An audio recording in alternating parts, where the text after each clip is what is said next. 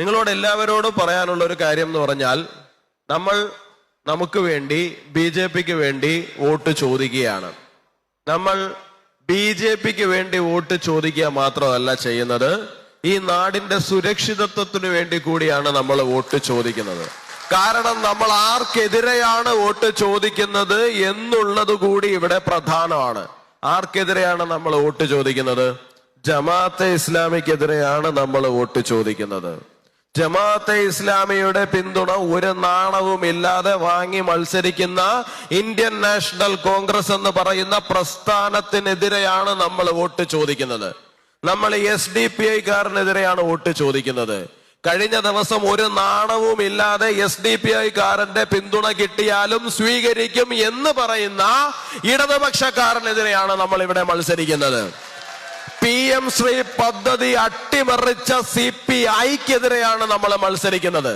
നമ്മുടെ നാട്ടിലെ കുട്ടികൾക്ക് ഏറ്റവും മികച്ച വിദ്യാഭ്യാസം ഉണ്ടാകേണ്ടുന്ന സാഹചര്യം ഉണ്ടായിരുന്ന PM ശ്രീ എന്ന പദ്ധതി അട്ടിമറിച്ച GR അനിൽ നേതൃത്വം നൽകുന്ന CPI-ക്കെതിരെയാണ് നമ്മൾ മത്സരിക്കുന്നത്.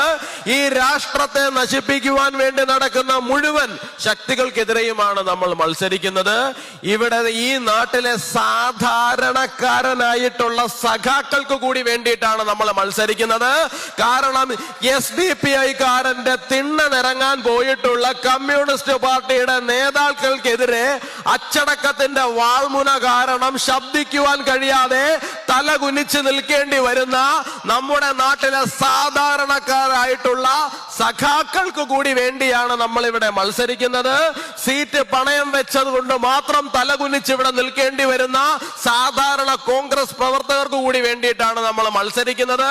അപ്പോ ഭാരതീയ ജനതാ പാർട്ടി ഇവിടെ വോട്ട് ചോദിക്കുന്നത് BJPക്ക് വേണ്ടിയിട്ടോ BJP പ്രവർത്തകർക്ക് വേണ്ടിയിട്ടോ മാത്രമല്ല, ഈ നാട്ടിൽ അഭിമാന ബോധത്തോടു കൂടി ജീവിക്കണമെന്ന് ആഗ്രഹിക്കുന്ന ഓരോ സാധാരണക്കാരന് വേണ്ടിയിട്ടോ. ജയം എന്ന് പറയുന്നത് നമ്മളെ സംബന്ധിച്ചിടത്തോളം നമ്മുടെ തൊട്ടടുത്ത് നിൽക്കുന്ന ഒന്നാണ്.